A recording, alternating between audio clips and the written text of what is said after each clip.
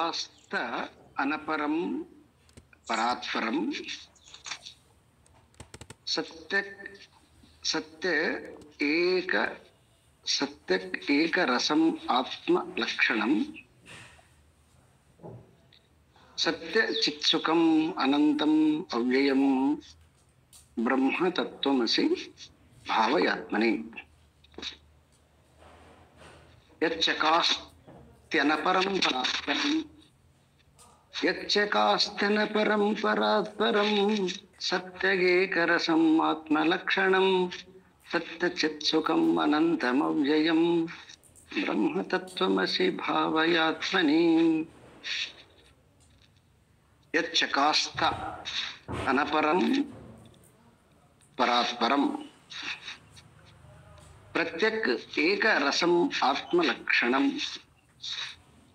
ಸತ್ಯ ಚಿತ್ ಸುಖಂ ಅನಂತಂ ಅವ್ಯಯಂ ಬ್ರಹ್ಮ ತತ್ವಮಸಿ ಭಾವಯಾತ್ಮನಿ ಯಚ್ಚಕಾಸ್ತ ಯಚ್ಚಕಾಸ್ತ ಅಂತಂದ್ರೆ ಸೊ ಎಲ್ಲದಕ್ಕಿಂತನೂ ಕೂಡ ಮಿಗಿಲಾಗಿರ್ತಕ್ಕಂಥದ್ದು ಅನಪರಂ ಪರಾತ್ಪರಂ ಅಪರಂಕ್ಕಿಂತ ಅತೀತವಾಗಿರ್ತಕ್ಕಂಥದ್ದು ಯಾವುದು ಅನಪರಂ ಪರಾತ್ಪರಂ ಪರಾತ್ಪರ ಅಂತಂದ್ರೆ ಉತ್ಕೃಷ್ಟವಾಗಿರ್ತಕ್ಕಂಥದ್ದು ಶ್ರೇಷ್ಠವಾಗಿರ್ತಕ್ಕಂಥದ್ದು ಪ್ರಕಾಶಿಸಲ್ಪಡ್ತಕ್ಕಂಥದ್ದು ಹೀಗೆ ಎಲ್ಲದಕ್ಕಿಂತ ಮಿಗಿಲಾಗಿರ್ತಕ್ಕಂಥದ್ದು ಯಾವುದು ಇದೆಯೋ ಅದನ್ನ ಅನಪರಂ ಅಂತ ಕರೀತಾರೆ. ಮತ್ತೆ ಅದನ್ನ ಬಿಟ್ರೆ ಮತ್ತೆ ಇನ್ನೊಂದು ಯಾವುದಿಲ್ಲ.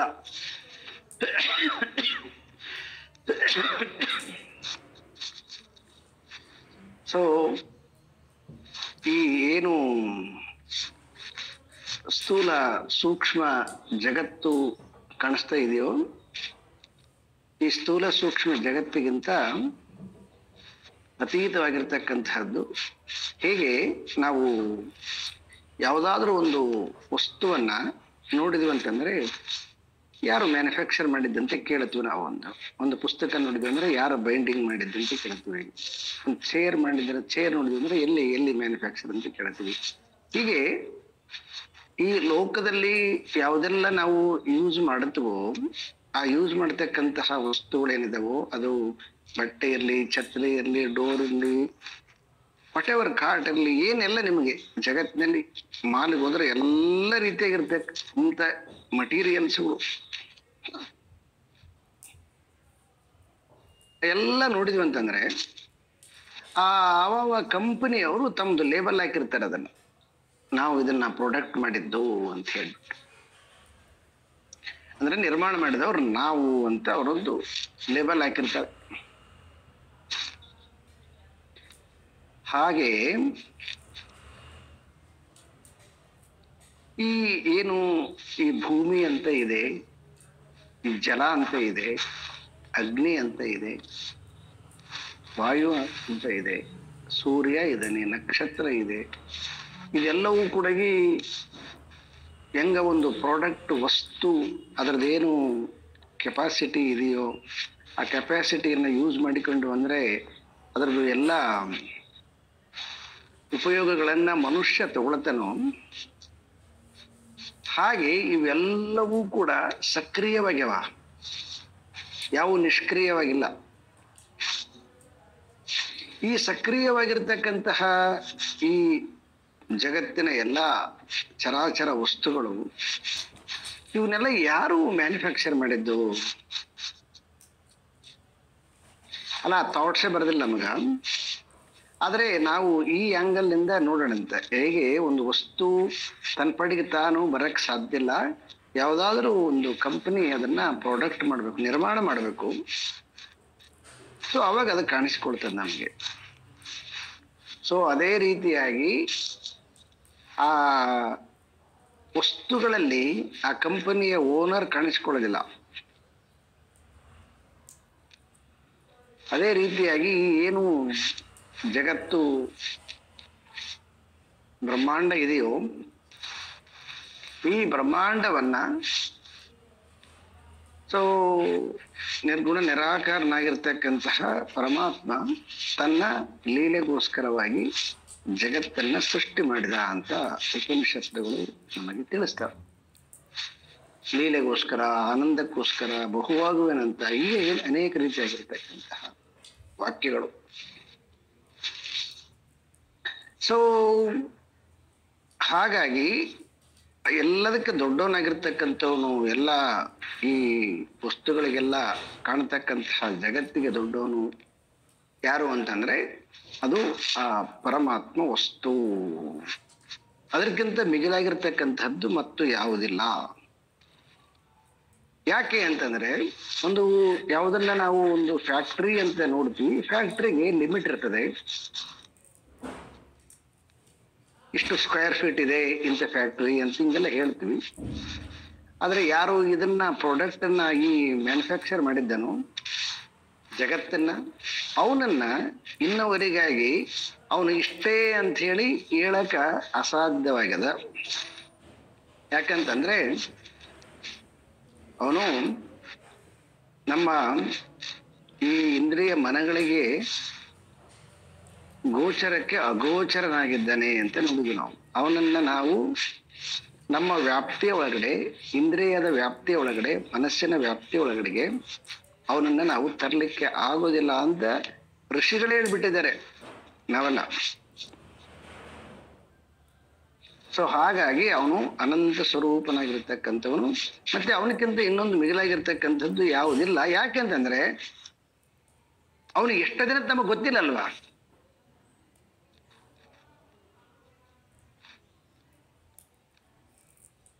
ಎಷ್ಟು ದಿನ ಅಂತ ಗೊತ್ತಾದ್ಮೇಲೆ ಆಮೇಲೆ ಅದಕ್ಕಿಂತ ಇನ್ನೊಂದು ಯಾವ್ದಾರು ದೊಡ್ಡದಿತ್ತು ಅಂದ್ರೆ ಅವಾಗ ನಾವು ಅದಕ್ಕಿಂತ ದೊಡ್ಡದು ಇನ್ನೊಂದು ಇದೆ ಅಂತ ಅನ್ಬೋದಾಗಿತ್ತು. ಇವತ್ತು ನಮಗೆ ಎಲ್ಲ ಉಪನಿಷತ್ತುಕಾರರು ಕೊಟ್ಟಿರ್ತಕ್ಕಂತಹದ್ದು ಆ ಪರಮಾತ್ಮನ ವಿವರಣೆಯನ್ನ ಹೇಳ್ತಾ ಕೊನೆಗೆ ಅವನ ಶಕ್ತಿಯನ್ನ, ಅವನ ವ್ಯಾಪ್ತಿಯನ್ನ, ಅವನ ಇರುವಿಕೆಯನ್ನ ಅನಂತ ಅಂತ ಹೇಳಿಬಿಟ್ರು. ಹಾಗಾಗಿ ಅವನು ಎಲ್ಲದಕ್ಕಿಂತ ಅವನು ಶ್ರೇಷ್ಠ. ಮತ್ತೆ ಅವನಕ್ಕಿಂತ ಶ್ರೇಷ್ಠವಾಗಿರ್ತಕ್ಕಂಥದ್ದು ಇನ್ನೊಂದು ಯಾವುದು ಇಲ್ಲ. ಯಾಕಂತಂದ್ರೆ ನಮಗಿನ್ನ ಅಲ್ಲಿ ತನಕ ಅದು ಗೋಚರ ಆಗಿಲ್ಲ.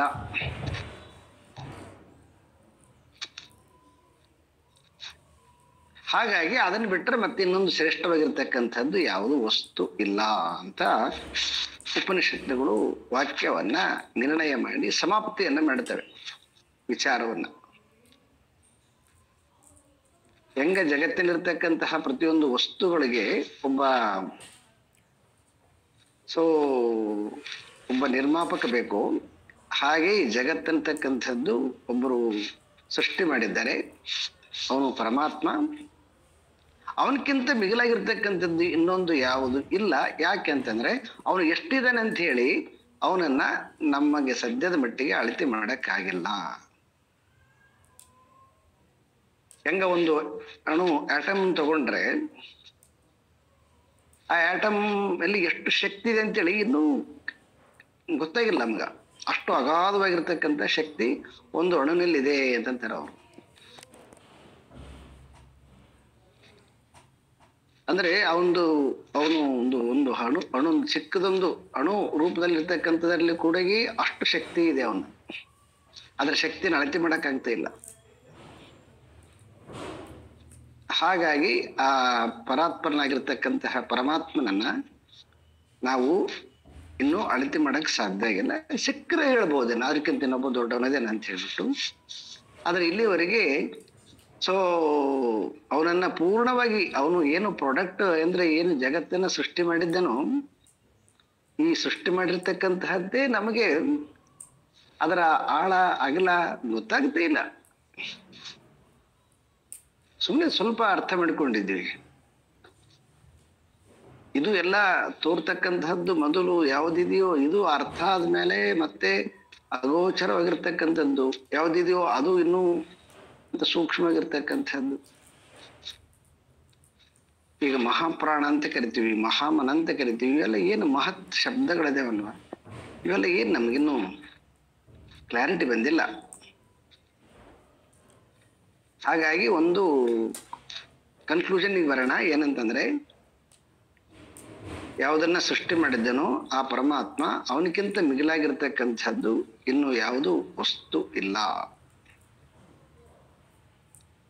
ಆ ಅಖಂಡನಾಗಿರ್ತಕ್ಕಂಥವನು, ಅಗೋಚರನಾಗಿರ್ತಕ್ಕಂಥವನು ಕೂಡ ಗೋಚರಿಸಿದಾಗ ಒಂದು ಅಣುವಿನ ರೂಪದಲ್ಲಿ ಗೋಚರವಾದಾಗಲೂ ಕೂಡ ಆ ಅಣುವಿನಲ್ಲಿ ಕೂಡ ಎಷ್ಟು ಶಕ್ತಿ ಇದೆ ಅಂತಕ್ಕಂಥದ್ದು ಇನ್ನೂ ನಮಗೆ ಗೋಚರ ಆಗ್ತಾ ಇಲ್ಲ.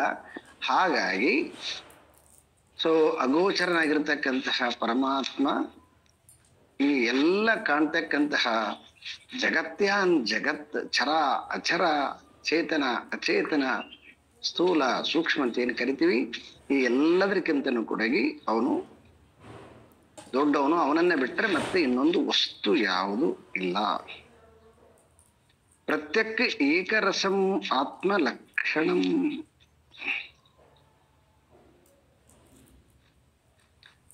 ಪ್ರತ್ಯಕ್ ಏಕರಸಂ ಅಂದ್ರೆ,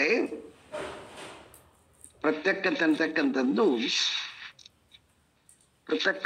ಪೃಥಕ್ ಅಂತಂದ್ರೆ ಹೆಂಗ ಅಖಂಡವಾಗಿರ್ತಕ್ಕಂಥದ್ದು ಶಕ್ತಿ ಒಂದು ಅಣುವಿನ ಮೂಲಕ ಹೆಂಗ ಅರ್ಥ ಮಾಡಿಕೊಡ್ತೀವಿ, ಹಾಗೆ ಆ ಪರಾತ್ಪರನಾಗಿರ್ತಕ್ಕಂಥ ಪರಬ್ರಹ್ಮ ವಸ್ತು ಏನಿದೆಯೋ ಅದು ಕೂಡ ನಮ್ಮಲ್ಲಿ ಪ್ರತ್ಯಕ್ ಆತ್ಮ ಅಂತ ಕರಿತೀವಿ. ಪ್ರತ್ಯೇಕ ಆತ್ಮ, ಅಂತರಾತ್ಮ, ಪೃಥಕ್ ಆತ್ಮ ಅಂತ ಹೀಗೆಲ್ಲ ನಾವು ತಿಳುವಳಿಕೆಗೋಸ್ಕರ ಸಲುವಾಗಿ ಇಲ್ಲಿ ಕರಿತೀವಿ ನಾವು. ನಮ್ಮ ದೇಹದಲ್ಲಿ ಅವನು ಒಂದು ಈ ದೇಹಕ್ಕೆ ಸೀಮಿತವಾಗಿ ಆ ಪರಿಪೂರ್ಣನಾಗಿರ್ತಕ್ಕಂಥವನು ಇದ್ದರೂ ಕೂಡ ಈ ದೇಹಕ್ಕೆ ಒಂದು ಸೀಮಿತವಾಗಿ ಪ್ರತ್ಯೇಕಾತ್ಮನಾಗಿ ಈ ನಮ್ಮ ದೇಹದಲ್ಲಿ ಇದ್ದಾನೆ.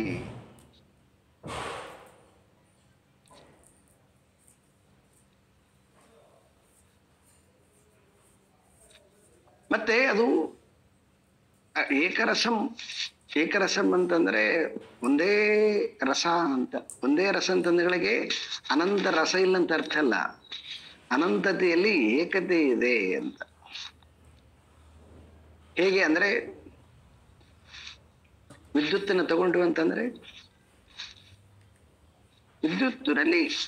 ವಿದ್ಯುತ್ತಿನಿಂದ ಏನು ನಾವು ಉಪಯೋಗಿಸ್ತೀವಿ ಅನಂತ ಇದೆ.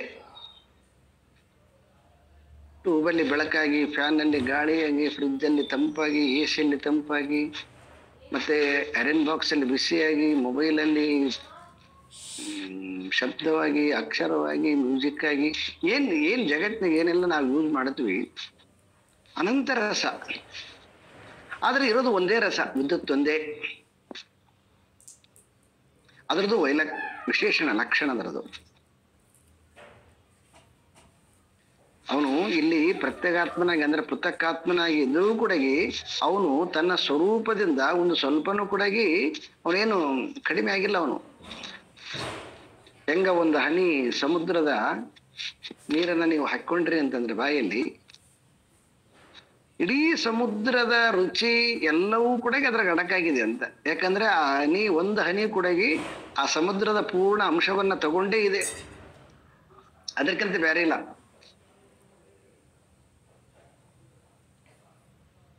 ಅದೇ ರೀತಿಯಾಗಿ ಪ್ರತಿಯೊಬ್ಬರ ಏನು ಅಣು ರೇಣು ತೃಣ ಕಾಷ್ಟಗಳಲ್ಲಿ ಎಲ್ಲಾ ಜೀವಿಗಳಲ್ಲಿ ಆ ಪರಮಾತ್ಮ ಆ ಜೀವಿಗಳ ದೇಹಕ್ಕೆ ಅನುಗುಣವಾಗಿ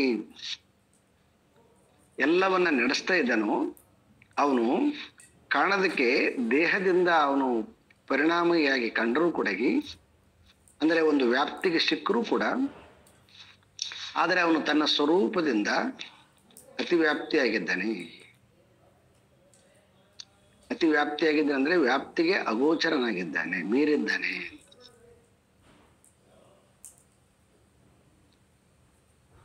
ಇದು ಆತ್ಮನ ಲಕ್ಷಣ.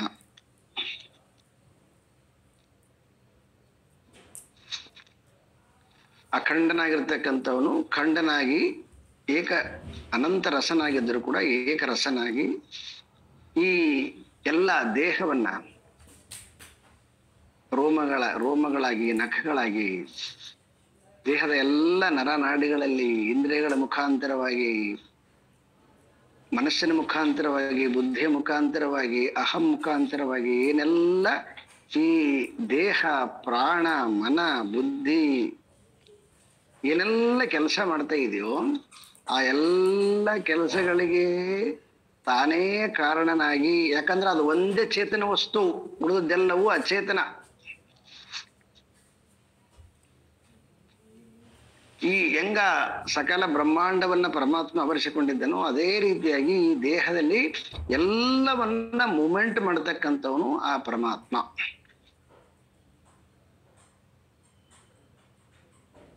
ಅವನು ನಿತ್ಯ. ನಿತ್ಯ ಅಂತಂದ್ರೆ ಪರಮಾತ್ಮ ಯಾವಾಗಲೂ ಇರ್ತಾನೆ ಈ ಜಗತ್ತಿನಲ್ಲಿ. ದೇಹಗಳು ಬದಲಾವಣೆ ಆಗ್ತವೆ ಅಷ್ಟೇ ಬಿಟ್ರೆ ಅವನು ಯಾವಾಗ್ಲೂ ಇರ್ತಾನೆ ಇಲ್ಲಿ.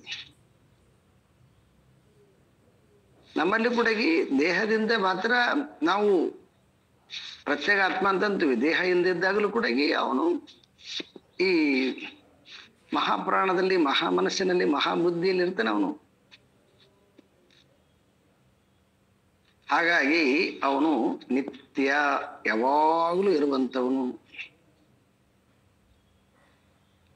ಆದರೆ ಈಗ ನಮ್ಮದು ಐಡೆಂಟಿಟಿ ಎಲ್ಲದ?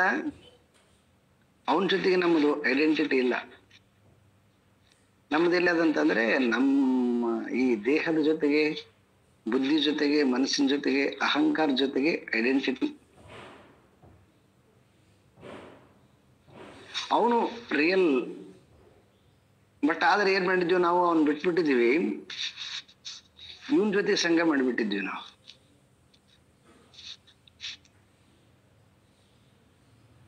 ಒಂದು ರೀತಿಯಿಂದ ನೋಡಿದಾಗ ವ್ಯಭಿಚಾರಿಗಳು ನಾವು.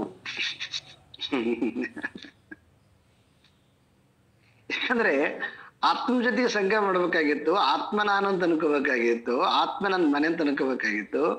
ಆದ್ರೆ ಬೈ ಮಿಸ್ಟೇಕ್ ಆಗಿ ನಾವೇನ್ ಮಾಡ್ಬಿಟ್ಟಿದ್ವಿ, ದೇಹ ನಮ್ಮದು ಮನೆ ಅಂತ ಅನ್ಕೊಂಡ್ಬಿಟ್ಟಿದ್ದೀವಿ. ಹಾಗಾಗಿ ನಾವು ಸ್ವರೂಪದಿಂದ ನಿತ್ಯ ಇದ್ರೂ ಕೂಡ ಅನುಭವದಿಂದ ನಾವು ಹುಟ್ಟುವವರು, ಸಾಯುವವರು, ವ್ಯಾಧಿಗೆ ಒಳಪಡೋರು, ಮುಪ್ಪಿಗೆ ಒಳಪಡೋರು ಅಂತ ಮಿಸ್ ಅಂಡರ್ಸ್ಟ್ಯಾಂಡಿಂಗ್. ಇದನ್ನ ಟ್ರಾನ್ಸ್ಫರ್ ಮಾಡ್ಬೇಕು. ಇದನ್ನ ನಾನು ಆತ್ಮ ಅಂತ ಅನ್ಕೊಂಡಾಗ ನಾವು ಅಮರರಾಗುತ್ತೀವಿ. ನಾವು ಯಾವಾಗ ದೇಹ ಅನ್ಕೊಳ್ತೀವಿ ಅವಾಗ ನಾವು ಮೃತ್ಯುಗೆ ವಶನಾಗಿರ್ತಕ್ಕಂಥವ್ರು ಆಗುತ್ತೀವಿ.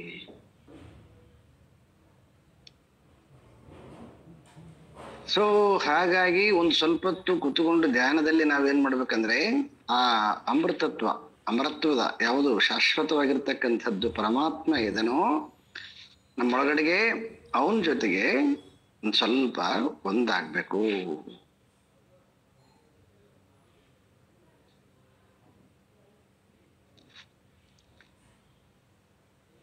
ಮತ್ತೆ ಅದು ಬರೀ ಅದು ಇರುವಿಕೆ ಅಲ್ಲ, ಅದು ಚಿತ್ತ ಅಂತ ಹೇಳ್ತಾರೆ ಅವರು. ಸತ್ತು ಚಿತ್ತು ಆನಂದ ಅಂತ.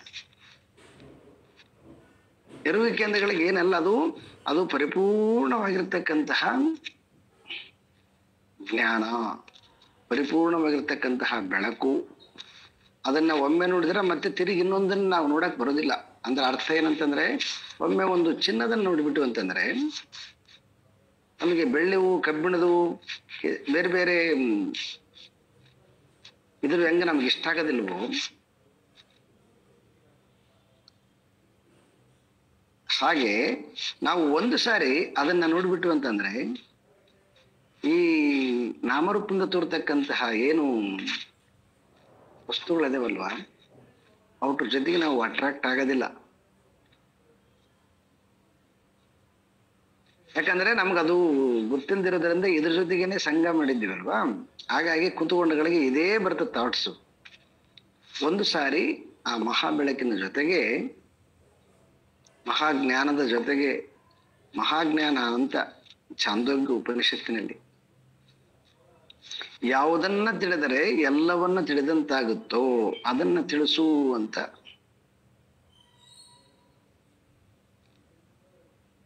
ತಂದೆ ಕೇಳ್ತಾನ ಅವನ ಮಗನಿಗೆ, ಏನಯ್ಯ 12 ವರ್ಷ ವಿದ್ಯೆ ಕಲ್ತು ಬಂದಿದ್ದೀಯಲ್ವಾ, ಯಾವುದನ್ನ ತಿಳಿದ್ರೆ ಎಲ್ಲವನ್ನ ತಿಳಿದಂತಾಗತ್ತೋ, ಯಾವುದದು ಅಂತ ಕೇಳಿದಗಳಿಗೆ ಪಾಪ ಅವನಿಗೆ ಗೊತ್ತಾಗೋದಿಲ್ಲ, ಅವನಿಗೆ ಮಗನಿಗೆ. ಏನ್ ಪ್ರಶ್ನೆ ಕೇಳ್ತಿದ್ದೆ ನೀನು? ನೀನು ಆಯುರ್ವೇದದ ಬಗ್ಗೆ ಕೇಳು, ಋಗ್ವೇದದ ಬಗ್ಗೆ ಕೇಳು, ಯಜುರ್ವೇದದ ಬಗ್ಗೆ ಕೇಳು, ಧನುರ್ವೇದದ ಬಗ್ಗೆ ಕೇಳು, ಬಿಲ್ವಿದ್ಯದ ಬಗ್ಗೆ ಕೇಳು, ನೀನ್ ಬಿಟ್ಬಿಟ್ಟು ಯಾವ್ದು ಕೇಳ್ತಾ ಇದ್ದೀಯಲ್ಲ ಅಂತ. ಯಾಕಂದ್ರೆ ಇಷ್ಟೆಲ್ಲ ಕಲ್ತ್ಬಿಟ್ಟು ಅವನಿಗೆ ಭಾರಿ ಈಗೋ ಬಂದ್ಬಿಟ್ಟಿರ್ತದೆ ಮಗನಿಗೆ.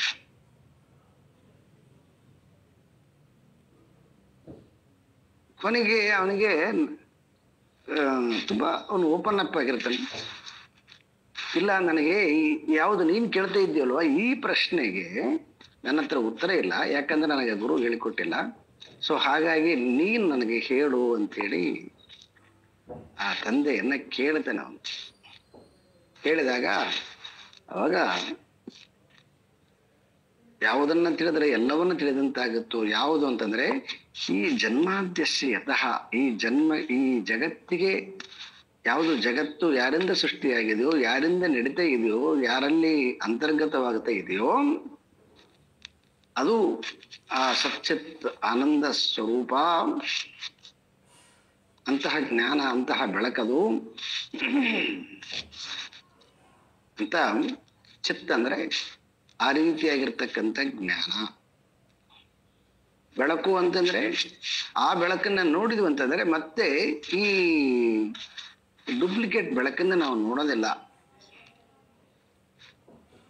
ನೇರವಾಗಿರ್ತಕ್ಕಂಥದ್ದು ಅಂದ್ರೆ ಮೂಲ ಪ್ರಾಡಕ್ಟ್ ನಾವು ತಗೊಂಡ್ಬಿಟ್ಟು ಅಂದ್ರೆ, ಈಗ ಒಂದು ನೀವು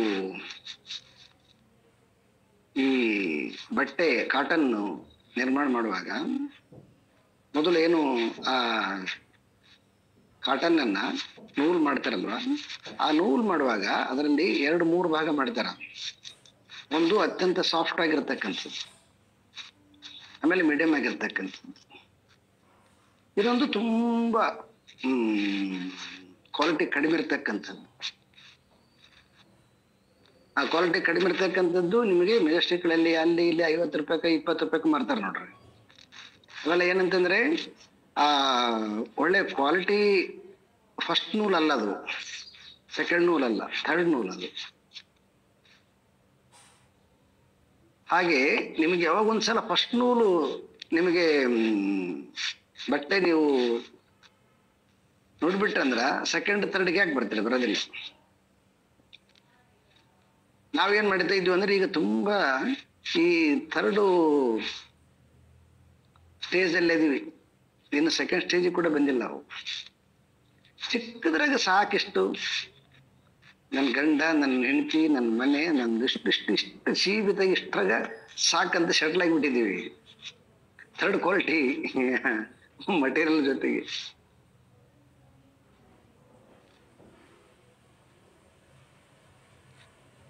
ಏನ್ರಿ ಮತ್ತೆ ನಮ್ಮ ಸಂಸಾರ ನೀವು ಥರ್ಡ್ ಕ್ವಾಲಿಟಿ ತಂತ್ರಿ ಅಂತೇಳಿ ಬೇಜಾರು ಮಾಡ್ಕೊಬಿಟ್ರಿ.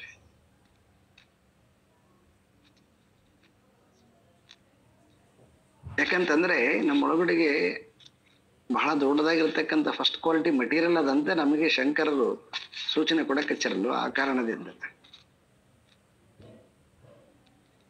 ಇನ್ನು ಸೆಕೆಂಡ್ ಕ್ವಾಲಿಟಿ ಅಂತಂದ್ರೆ ಶಕ್ತಿ, ದೇವತಾ ಶಕ್ತಿಗಳು.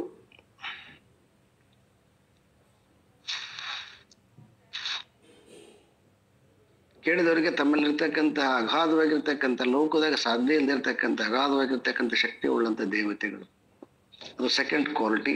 ಅದಕ್ಕಿಂತ ಶ್ರೇಷ್ಠವಾಗಿರ್ತಕ್ಕಂಥದ್ದು ಯಾವುದಂದ್ರೆ ಅದು ಪರಮಾತ್ಮ. ಒಮ್ಮೆ ಆ ಜ್ಞಾನ ಬಂತಂತಂದ್ರೆ ಅವಾಗ ನಾವು ಈ ಕಾಂಜ ಪಿಂಜ ಮಟೀರಿಯಲ್ ಕಡೆ ನಾವು ಗಮನ ಕೊಡೋದಿಲ್ಲ. ಅದಕ್ಕೆ ಅದನ್ನ ಚಿತ್ ಅಂತ ಕರೆದಾರ. ಅದನ್ನ ಯಾವಾಗಲೂ ಒರಿಜಿನಲ್ ಅದು, ಮತ್ತೆ ಶ್ರೇಷ್ಠವಾಗಿರ್ತಕ್ಕಂಥದ್ದು, ಮತ್ತೆ ಯಾವುದು ಕ್ವಾಲಿಟಿ ಚೆನ್ನಾಗಿರುತ್ತೋ. ಈಗ ಚಿನ್ನ ಮತ್ತೆ ರಜತ ಬೆಳ್ಳಿಯನ್ನ ಕೈಗಿಡ್ಕೊಂಡ್ರಂತಂದ್ರೆ ನಮಗೆ ಜಾಸ್ತಿ ಸುಖ ಕೊಡೋದು ಚಿನ್ನ. ಇನ್ನು ಅದಕ್ಕಿಂತ ಕೈಯಲ್ಲಿ ವಜ್ರ ಹಿಡ್ಕೊಂಡ್ರೆ, ಡೈಮಂಡ್ ಹಿಡ್ಕೊಂಡ್ರೆ ಅಂದ್ರೆ ಅದು ಹೆಚ್ಚಿನ ಸುಖ ಕೊಡುತ್ತೆ ಅಲ್ವಾ. ಒಮ್ಮೆ ಡೈಮಂಡ್ ಹಿಡ್ಕೊಂಡ್ಮೇಲೆ ಚಿನ್ನದ ಕಡೆಗೆ ಆಗ್ಲಿ ಬೆಳ್ಳಿ ಕಡೆಗೆ ಆಗ್ಲಿ ಮನಸ್ಸು ಹೆಂಗ್ ಬರ್ತದ? ಬರೋದಿಲ್ಲ ಅಂದ್ರೆ. ಹಾಗೆ ಒಂದು ಸಾರಿ ಆ ಅಂತರಂಗದಲ್ಲಿರ್ತಕ್ಕಂತಹ ಆ ಪರಿಪೂರ್ಣನಾಗಿರ್ತಕ್ಕಂತಹ ಪರಮಾತ್ಮನ ಜ್ಞಾನ ನಮ್ಗೆ ಒಂದು ಸ್ಪರ್ಶವಾಯ್ತು ಅಂತಂದ್ರೆ ಅವಾಗ ಈ ಕಡೆಗೆ ಮನಸ್ಸು ಕಣ್ಮುಚ್ಚಿದಗಳ ಈ ಕಡೆ ಓಡೋದಿಲ್ಲ. ಈ ಕಡೆ ಓಡ್ತಾ ಇದೆ ಅಂತಂದ್ರೆ ಆ ಕಡೆಗೆ ಅದು ನಮಗ್ ಗೊತ್ತಿಲ್ಲ, ಮತ್ತೆ ಇದ್ರಾಗ ನಮಗೆ ಆಸೆ ಇದೆ ಅದಕ್ಕೆ ಓಡುತ್ತೆ ಅಂತ. ಇಷ್ಟೇ, ತುಂಬಾ ಸಿಂಪಲ್. ಧ್ಯಾನ ಮಾಡಕ್ ಕುಂತ್ಕೊಂಡಾಗ ಯಾಕಾಗಲ್ಲ ಅಂದ್ರೆ ಇದೇ ಕಾರಣಕ್ಕಾಗ್ತಾ ಇಲ್ಲ.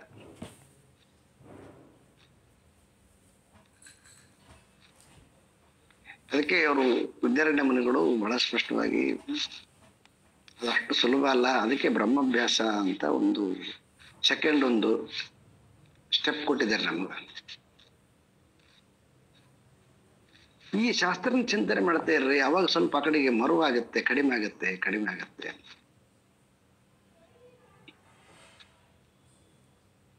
ಸೊ ಹಾಗಾಗಿ ಇಲ್ಲಿ ಶಂಕರರು ನಮಗೆ ಈ 10 ಶ್ಲೋಕಗಳನ್ನ ಕೊಟ್ಟಿದ್ದಾರೆ. ಫಸ್ಟ್ ಕ್ವಾಲಿಟಿ ಮೆಟೀರಿಯಲ್ ನಮ್ಮ ಒಳಗಡೆಗೆ ಅದ, ಅದ್ರ ಜೊತೆಗೆ ನಾವು ಒಂದಾಗೋಣ. ಈ second quality third quality material ಜೊತೆಗೆ ಬೇಡ. ಯಾಕಂತಂದ್ರೆ ಅದು ಫಸ್ಟ್ ಕ್ವಾಲಿಟಿ ಮಟೀರಿಯಲ್ ಅದು ಪರಿಪೂರ್ಣವಾಗಿರ್ತಕ್ಕಂತಹ ಆನಂದ ಸ್ವರೂಪ. ಇನ್ನು ಸೆಕೆಂಡ್ ಕ್ವಾಲಿಟಿ ಥರ್ಡ್ ಕ್ವಾಲಿಟಿ ಇದೆಯಲ್ಲೋ ಅವು ಪರಿಪೂರ್ಣವಾಗಿರ್ತಕ್ಕಂತಹ ಶಾಶ್ವತವಾಗಿರ್ತಕ್ಕಂತಹ ಆನಂದವನ್ನ ಕೊಡೋದಿಲ್ಲ.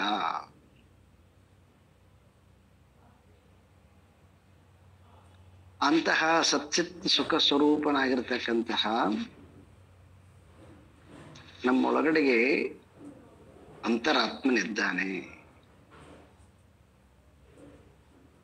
ಆ ಅಂತರಾತ್ಮನೇ ನಾನು.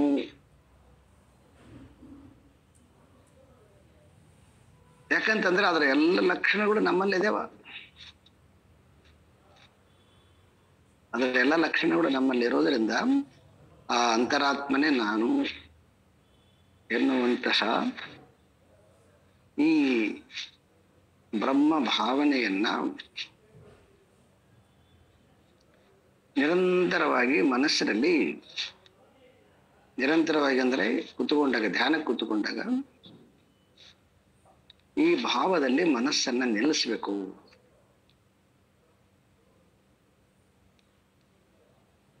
ಅದು ನಮ್ಮ ನಿಜವಾದ ಸ್ವರೂಪ. ನಾನು ಆನಂದ ಸ್ವರೂಪ, ನಾನು ಚಿತ್ ಸ್ವರೂಪ, ನಾನು ಸತ್ಯ ಸ್ವರೂಪ, ನಾನು ಅಖಂಡ ರೂಪ, ನಾನು ನಿರಂಜನ, ನಾನು ಅಮೃತ ಸ್ವರೂಪ, ಆನಂದ ಸ್ವರೂಪ. ಈ ತರ ಈ ಸಂಕಲ್ಪ ಒಂದು ವಾಕ್ಯವನ್ನ ತಗೊಂಡು ಒಂದೊಂದು ವಾಕ್ಯದ ಮೇಲೆ ಧ್ಯಾನವನ್ನ ಮಾಡ್ತಾ ಹೋಗ್ಬೇಕು ಅಂತ. ಧ್ಯಾನ ಮಾಡ್ತಾ ಮಾಡ್ತಾ ಮಾಡ್ತಾ ಯಾವಾಗ ನಮ್ಮದು ಸೆಕೆಂಡ್ ಕ್ವಾಲಿಟಿ ಮೆಟೀರಿಯಲ್ ಬಿಟ್ಬಿಟ್ಟು ಫಸ್ಟ್ ಕ್ವಾಲಿಟಿಗೆ ಯಾವಾಗ ನಾವು ಬದಲಾವಣೆ ಆಗ್ತೀವಿ ಅಂದ್ರೆ ಆ ಹೈಯರ್ ಗ್ರೇಡ್ಗೆ ಹೋಗ್ತೀವಿ, ಆಗ ನಮ್ಮ ಜೀವನ ಸಾರ್ಥಕ್ಯವನ್ನ ಪಡಿತದೆ. ಅದು ಬ್ರಹ್ಮಸ್ವರೂಪ, ಅದು ಬ್ರಹ್ಮಜ್ಞಾನ. ಏನು ಇಲ್ಲದೆ ಇರ್ತಕ್ಕಂಥದ್ದು ನಾನಲ್ಲ. ಏನು ಇಲ್ಲದೆ ಇರ್ತಕ್ಕಂಥದ್ದು ಅದು ಜಸ್ಟ್ ಒಂದು ಸ್ಥಿತಿ. ಅದನ್ನ ಹೇಳಿದ್ನಲ್ವ ನಾನು. ಆ ಎರಡನೇ ಕಶ್ಯಪಗೆ ಕಾಣ್ಲಿಲ್ಲ, ಅವನಿಗೆ ಬರೀ ಮೆಟೀರಿಯಲ್ ಕಾಣ್ತಿತ್ತ ಅವನಿಗೆ. ಎಲ್ಲಿ ಏನಿಲ್ಲ ಅಂತಂದವ. ಆದ್ರೆ ಅದೇ ಪ್ರಹ್ಲಾದನಿಗೆ ಅದು ಕಾಣ್ತಿತ್ತ. ಅದು ಹಾಗೆ ಅಹಂಕಾರ ಇರುವಾಗ, ಒಂದಿಷ್ಟು ಅಜ್ಞಾನ ಇರುವಾಗ ನಮಗೇನಾಗತ್ತೆ, ನಥಿಂಗ್ ಅಂತ ಬಂದ್ಬಿಡ್ತದೆ. ಏನಿದೆ, ಸುಮ್ಮನೆ ಕಣ್ಮುಚ್ಕೊಂಡು ಕೂಡೋದು ಏನಿಲ್ಲ, ಅದೊಂದು ಸ್ಥಿತಿನ ಅಂತ. ಕಣ್ಮುಚ್ಕೊಂಡು ಕೂಡೋದು ಶಂಕರರ ಜ್ಞಾನ ಅಲ್ಲ, ಸ್ಪಷ್ಟವಾಗಿ ಅರ್ಥ ಮಾಡಿಕೊಳ್ಳಿ. ಶಂಕರರ ಜ್ಞಾನ ಏನಂತಂದ್ರೆ ಒಂದ್ ಸ್ವಲ್ಪ ಹೊತ್ತು ಬಿಡಿಸಿಕೊಳ್ಳಿ, ಹೊರಗಡೆಯಿಂದ ಹೇಳಕ್ಕೋಸ್ಕರ ಸಲುವಾಗಿ ಹೇಳ್ತಾ ಇದ್ದಾರೆ ಇದನ್ನು. ಅಲ್ಟಿಮೇಟ್ ಅವ್ರದ್ದು ಧ್ಯಾನ ಅಲ್ಲ ಇದು, ಅವ್ರ ಧ್ಯಾನ ಹೇಳೋದೇ ಇಲ್ಲ ಅವರು.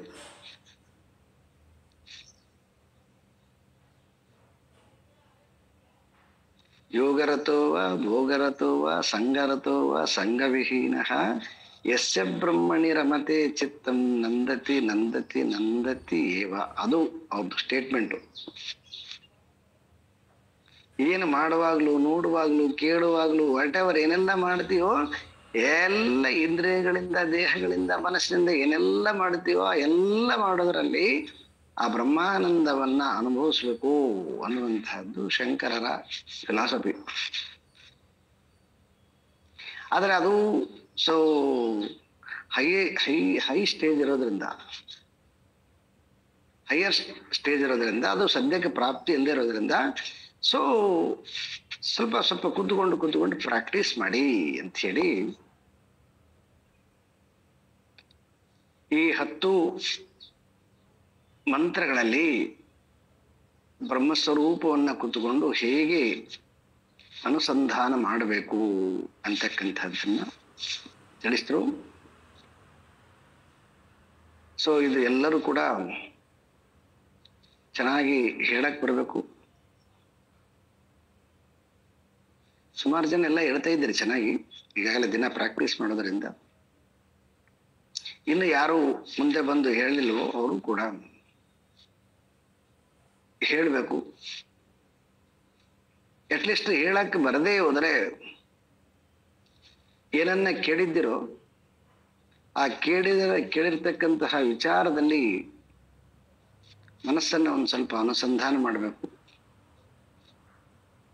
ಯಾಕಂತಂದ್ರೆ ಎಲ್ಲರಿಗೆ ಹೇಳಕ್ಕೆ ಸ್ವಲ್ಪ ಸಂಸ್ಕೃತ ವಾಕ್ಯಗಳಾಗಿರೋದ್ರಿಂದ ಕಷ್ಟ. ಯಾರಿಗೆ ಹೇಳಕ್ಕಾಗಲ್ವೋ ಅಟ್ಲೀಸ್ಟ್ ಅವರು ಈ ವಿಚಾರವನ್ನ ಸ್ಮೃತಿಯಲ್ಲಿ ಒಂದಿಷ್ಟು ಹಿಡ್ಕೊಳ್ಬೇಕು. ಹಿಡ್ಕೊಂಡು ಅದರ ಆಲಂಬನ ಅಂದ್ರೆ ಅದರಲ್ಲಿ ನಿರಂತರವಾಗಿ ಯಾವಾಗೆಲ್ಲ ನಮಗೆ ಸ್ವಲ್ಪ ಒಂದು ಸಮಯ ಮಾಡಿಕೊಂಡು ಈ ಬ್ರಹ್ಮಭಾವ, ಬ್ರಹ್ಮ ಚಿಂತನೆ, ಬ್ರಹ್ಮ ಧ್ಯಾನದಲ್ಲಿ ಮನಸ್ಸನ್ನ ನಿಲ್ಲಿಸ್ಬೇಕು.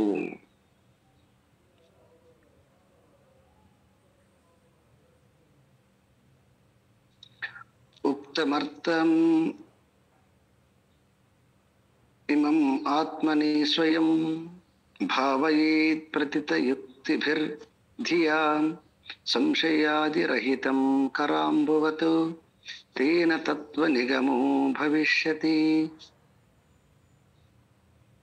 ಶ್ಲೋಕ ನಂಬರ್ 264. ಉಕ್ತಂ ಅರ್ಥಂ ಇಮಂ ಆತ್ಮನಿ ಸ್ವಯಂ ಭಾವಯೇತ್. ಉಕ್ತಮರ್ಥಂ ಇಮಂ ಆತ್ಮನಿ ಸ್ವಯಂ ಅಂದ್ರೆ ಇಲ್ಲಿಯವರೆಗೆ ಏನು ಹೇಳಿದ್ರು,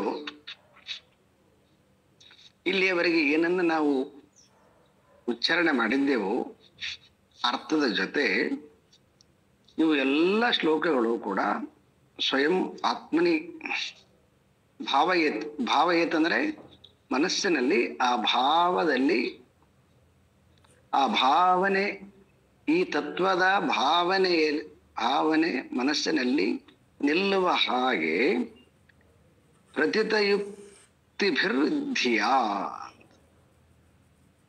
ಅಂದ್ರೆ ಬಹಳ ತರ್ಕಪೂರ್ಣವಾಗಿ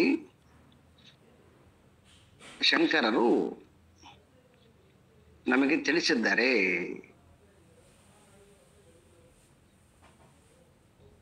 ಸಂಶಯಾದಿರಹಿತಂ ಅಂದ್ರೆ ಒಂದು ಸ್ವಲ್ಪನೂ ಕೂಡ ಸಂಶಯಕ್ಕೆ ಆಸ್ಪದ ಇಲ್ಲದಂತೆ ಯುಕ್ತಿಪೂರ್ಣವಾಗಿ ಮನಸ್ಸಿನಲ್ಲಿ ಈ ತತ್ವವನ್ನ ನಿಲ್ಲುವ ಹಾಗೆ ಅರ್ಥದ ಜೊತೆ ನಮಗೆ ತಿಳಿಸಿದ್ದಾರೆ. ಅದಕ್ಕೊಂದು ಎಕ್ಸಾಂಪಲ್ ಕೊಟ್ಟಿದ್ದಾರೆ ಅವರೇನು, ಕರಾಂಬುವತ್. ಕರ ಅಂದ್ರೆ ಅಂಗೈ, ಅಂಬು ಅಂದ್ರೆ ನೀರು ಅಂತ. ಕರಾಂಬುವತ್ತು ಬಹಳ ಬ್ಯೂಟಿಫುಲ್ ವಾಕ್ಯ, ಕರಾಂಬುವತ್ತು. ಈಗ ನೋಡಿ, ನೀರಿಂದು ಚಂಚಲವಾಗಿರ್ತಕ್ಕಂಥದ್ದು ಅಂದ್ರೆ ಒಂದು ಕಡೆಗೆ ಸ್ಥಿರವಾಗಿಲ್ಲದೆ ಇರತಕ್ಕಂಥದ್ದು, ಮೂವ್ ಆಗ್ತಕ್ಕಂಥದ್ದು ಸ್ವಭಾವ. ಆದರೆ ನಾವೇನ್ ಮಾಡ್ಬೋದು ಅಂತಂದ್ರೆ, ಅಂಗೈಯಲ್ಲಿ ಒಂದಿಷ್ಟು ನೀರನ್ನ ಹಾಕಿಕೊಂಡು ಆ ನೀರನ್ನ ಸ್ಪಷ್ಟವಾಗಿ, ಆ ನೀರಿನ ಸುಖ ಕೈಗೆ ಸ್ಪರ್ಶ ಸುಖನಾಗುತ್ತ, ಮತ್ತೆ ಕಣ್ಣಿಗೆ ಗೋಚರನಾಗುತ್ತ, ಮತ್ತೆ ಅದನ್ನ ನಾವು ನಾಲಿಗೆ ಟಚ್ ಮಾಡಿಕೊಂಡು ಅಂದ್ರ ಆ ನೀರಿನ ಗುಣನೂ ಕೂಡ ನಮಗೆ ಲಭ್ಯವಾಗತ್ತೆ. ಏಕಕಾಲಕ್ಕೆ ಅಂಗೈ ತಂಪನೂ ಆಗತ್ತ, ಕಣ್ಣಿಗೆ ಗೋಚರ ಇದೆ, ಮತ್ತೆ ನಾಲಿಗೆಗೆ ಅದರ ಗುಣ, ಅದರ ರುಚಿ ಸಿಗುತ್ತೆ.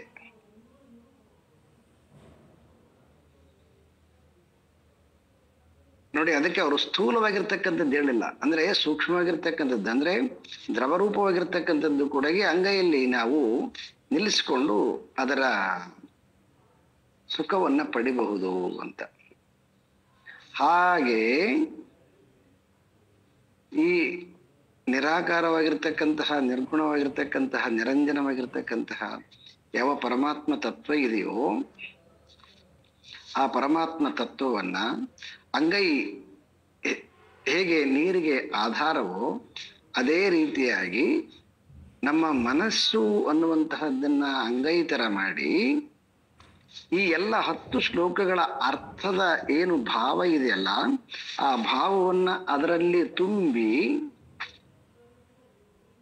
ಏನ್ ಮಾಡ್ಬೋದು ಅಂತಂದ್ರೆ ಅದನ್ನ ಅನುಭವಿಸ್ಬೋದು.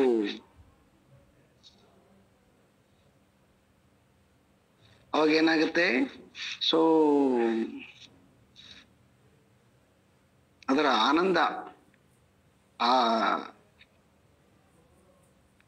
ತತ್ವದ ಆನಂದ ದೇಹದಲ್ಲಿ ಹಗರತೆಯನ್ನು ತಂದುಬಿಡ್ತದೆ.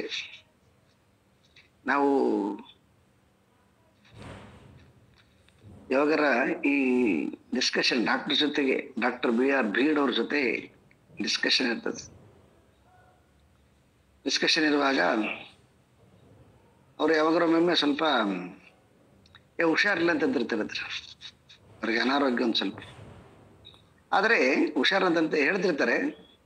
ಕ್ಲಾಸಿಗೆ ಸೊ ಲಿಂಕ್ ಜಾಯಿನ್ ಆಗ್ತಾರೆ. ಆಗಿ ಯಾವಾಗ ಅವರು ತತ್ವದಲ್ಲಿ ಮುಳುಗಿ ಬಿಡ್ತಾರೋ ನೋಡ್ರಿ, ಎಲ್ಲ ಹೊರಟೋಗ್ಬಿಡ್ತಂತಾರೆ ಅವರು. ಅವಾಗ ಏನಾಗುತ್ತೆ, ಅದು ಎಲ್ಲ ತತ್ವ ತುಂಬಿಕೊಂಡ್ಬಿಡ್ತದ.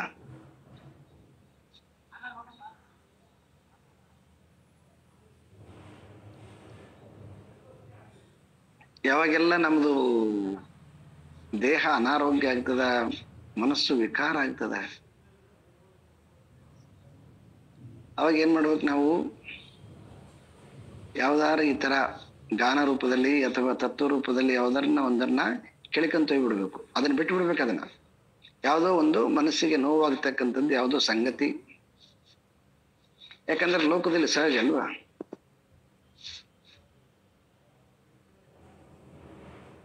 ನಮ್ಮ ಜೊತೆಯಲ್ಲಿರ್ತಕ್ಕಂಥವ್ರಿಂದನೇ ಬರ್ತದ, ಇಲ್ಲ ಪಕ್ಕದ ಮನೆಯವರಿಂದನೇ ಬರ್ತದ, ಇಲ್ಲ ದೂರದಲ್ಲಿರೋದ್ರಿಂದನೂ ಕೂಡ ಬರ್ಬೋದು. ಯಾಕಂದ್ರೆ ಈಗ ಮೊಬೈಲ್ ಆಗ್ಯಾವ, ಮೊಬೈಲಿಂದನೂ ಕೂಡ ಬರೋ ಸಾಧ್ಯತೆ ಇದೆ. ಅದು ಏನು ನಿಜವಾದ ರಿಯಾಲಿಟಿ ಏನೋ ಅದು ಆಮೇಲೆ ನಮ್ಗೆ ತಲುಪೋದ್ರೊಳಗಡೆಗೆ ಅದು ಏನೇನೆಲ್ಲ ಎಷ್ಟೆಲ್ಲ ರೂಪಗಳನ್ನ ಪಡ್ಕೊಂಡಿರುತ್ತೋ ನಮಗ್ ಗೊತ್ತಿರೋದಿಲ್ಲ. ಯಾಕಂದ್ರೆ ಪ್ರತಿಯೊಬ್ಬರು ಹೇಳುವಾಗ ಅದಕ್ಕೆ ತಮ್ಮದೇ ಆಗಿರ್ತಕ್ಕಂತಹ ರೂಪವನ್ನ ಕೊಟ್ಟು ಹೇಳುವಂತಹದ್ದು ಸಹಜ.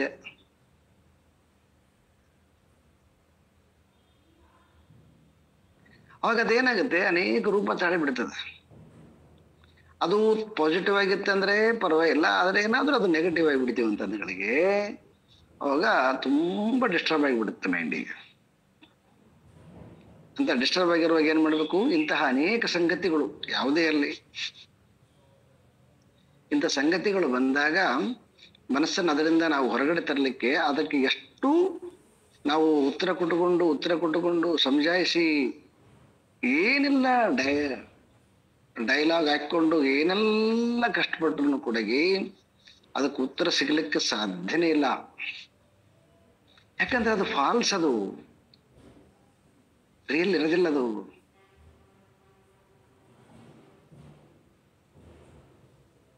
ನಾವು ಯಾವಾಗಲೂ ಕೂಡ ಈ ತತ್ವ ಯಾರು ಸತ್ಯವಂತರು ಆಚಾರ್ಯರು ಯಾರು ನಮಗೆ ಬೋಧನೆ ಮಾಡಿದ್ದಾರೋ ಆ ಮಂತ್ರಗಳ ಮೇಲೆ ನಮಗೆ ನಿಷ್ಠೆ ಇರ್ಬೇಕು, ಬಿಟ್ರೆ ಉಳಿದ ಕಡೆಗೆ ನಮಗೆ ನಿಷ್ಠೆ ಇರಬಾರ್ದು.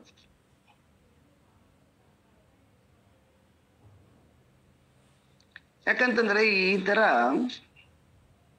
ಗುಂಪುಗಳಲ್ಲಿ, ಸತ್ಸಂಗದ ಗುಂಪುಗಳಲ್ಲಿ ಅನೇಕ ಮನಸ್ಸುಗಳು ಸೇರಿದಾಗ ಒಮ್ಮೊಮ್ಮೆ ಸಹಜವಾಗಿ ಈ ವಿಷಯ ತತ್ವ ವಿಚಾರವನ್ನು ಬಿಟ್ಟು ಸಾಮಾನ್ಯವಾದ ಸಂಸಾರ ಪ್ರಾಪಂಚಿಕದ್ದು ಎಲ್ಲ ತುಂಬಿಕೊಂಡು ಬಿಡ್ತದದು. ಯಾಕಂತಂದ್ರೆ ಅದೆಲ್ಲೋ ಮನಸ್ಸಿನಲ್ಲಿ ಇದನ್ನು ಕೂಡ ಹಂಗೆ ಕನ್ವರ್ಟ್ ಮಾಡಿಬಿಡ್ತದೆ.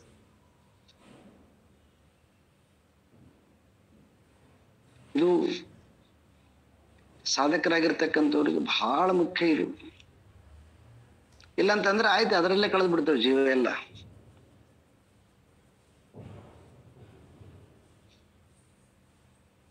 ನಾವು ಯಾಕಂದ್ರೆ ನಾನು ಕೂಡ ಒಂದು ಸಂಸ್ಥೆಯಲ್ಲಿ ಇರೋದ್ರಿಂದ, ಮತ್ತೆ ಅವಾಗವಾಗ ಹೋಗಿ ಕೆಲವೊಂದು ಆಶ್ರಮಗಳಲ್ಲಿ ಇರೋದ್ರಿಂದ ಯಾವುದೋ ಒಂದು ಸಂಗತಿ ಜೀವನ ಪೂರ್ತಿ ಅದನ್ನೇ ಹೇಳ್ತಿರ್ತಾರೆ ಅವ್ರು. ಯಾವಾಗ ನೋಡಿದ್ರೆ ಅದೇನೆ, ಮತ್ತೇನಿಲ್ಲ ಬೇರೆದು.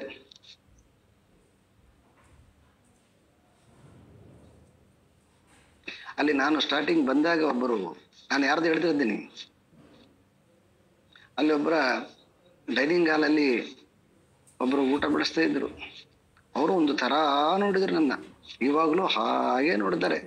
ಅರೇ ಏನಕ್ಕೆ ಬಂದಿದ್ದೀಯ ನೀನು, ಅದು ಬರ್ತೋಗ್ಬಿಡ್ತದ, ಅದೇ ರನ್ ಆಗ್ತಿರ್ತದ. ಹಾಗೆ ಜೀವನದಲ್ಲಿ ನಾವು ಏನಕ್ಕೆ ಬಂದಿದ್ದೀವಿ, ಅದು ನಮ್ದು ಉದ್ದೇಶ ಅಲ್ವಾ. ಅದನ್ನ ಬಿಟ್ಟು ಆ ಕಡೆ ಈ ಕಡೆ ಮನಸ್ಸು ಜಾರಣೆ ಆಗ್ಬಾರ್ದು.